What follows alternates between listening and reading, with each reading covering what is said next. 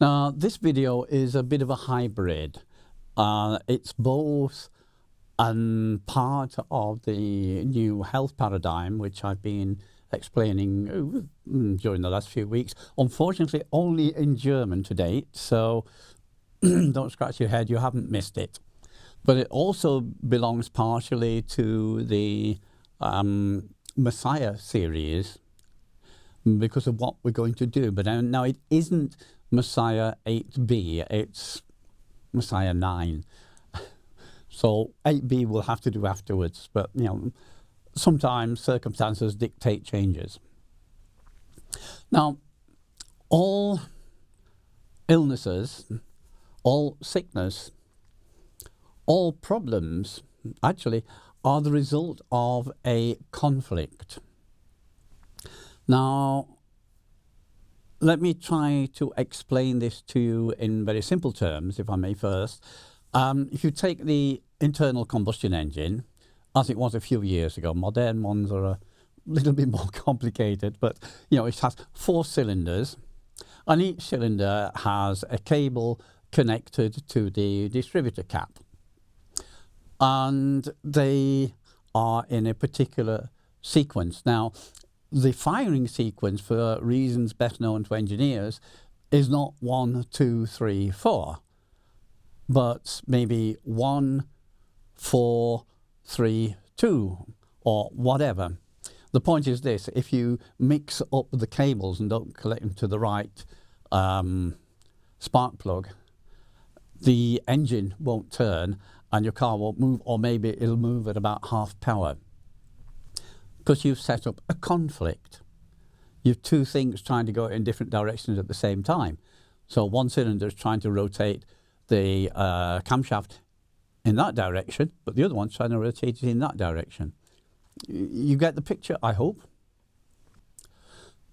All sickness, all illness, all bodily problems and other problems are caused by a conflict which you have in some manner set up.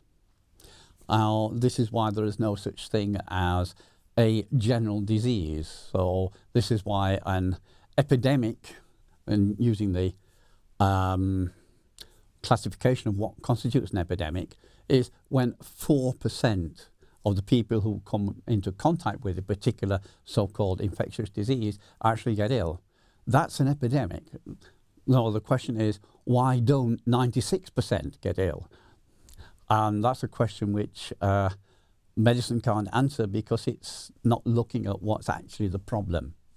And the problem is the conflict that these 4%, or probably very, very much less, have set up for themselves. So, for example, there are lots of things to do with the intestines. Now, the intestines have evolved, if you like, or were created, depending on a point of view, or both, also possible, to work in a particular manner to digest and to dissolve particular substances as fuel for the human body.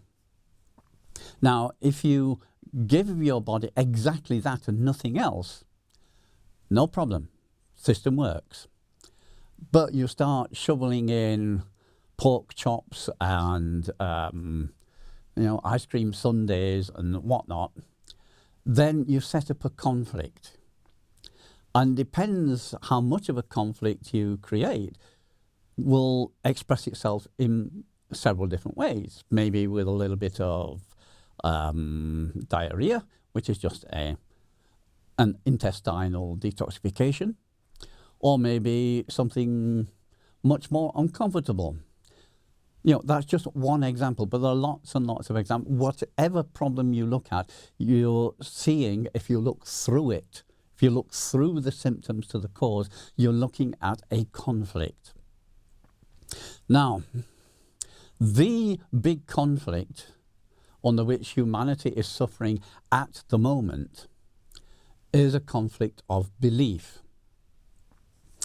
Now, one group is saying, believe this, you must believe this. If you don't believe this, we will punish you.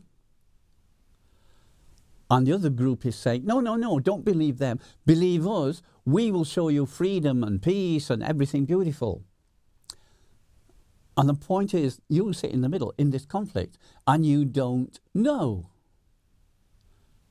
Because in belief, you can't know.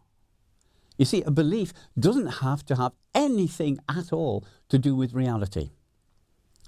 Which means, if you guide your life from your head, you can never get out of that conflict. You can never get out of any conflict. Because here is the area of belief. It is not the area of knowing. So what this is about teaching you to open your heart eye. So not these three, or two as some would have it, but to look at the world through your heart. It's not as difficult as it might sound. It's just maybe you've not heard it before. But the point is this. Here, belief, you can't know which of the choices, believe this, believe that. You don't know which one is true, if either. But you can't do that with the heart. Because whatever the heart eye sees, that is real. That is that which actually is. And if you look at this world through your heart eye, you'll see, amongst other things, that there is no widespread disease. There is no widespread sickness. It's a complete nonsense. It just is not there. The problem is the belief.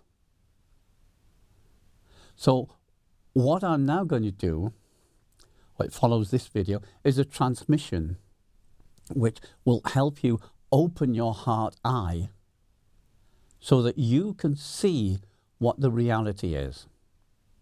Now, we need to spread this as rapidly as possible. So I will also structure the transmission so that when you receive it, you can, if you will, give it through your hands to everywhere in your vicinity, in your house, in your street, in your town, wherever, to help other people open their heart eye and to see what reality and truth is.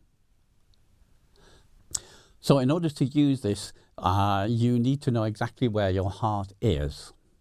And the way you find it is you bend your left arm up from the elbow, not from the shoulder, but from the elbow, so that the fingers point toward the right shoulder at an angle of 45 degrees, and the root of the little finger lies directly on the breastbone.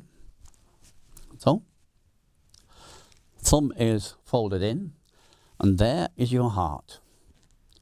Exactly the same size as your left hand. Now, the heart doesn't lie diagonally through your body in that direction, but also in that direction. This is why when you go to the doctor's and he gets his stethoscope out, he goes,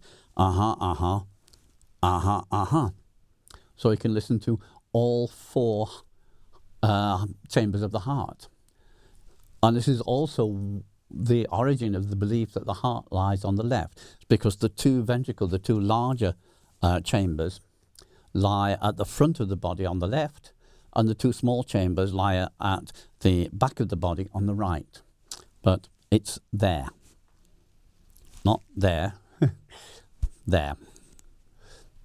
Okay, so now we do the transmission. So that's our little job for today. And every day, the more you practice, the better you will get at this. So just do it and enjoy. It will bring you a lot of peace and many, many other nice things. Thank you. Namaste.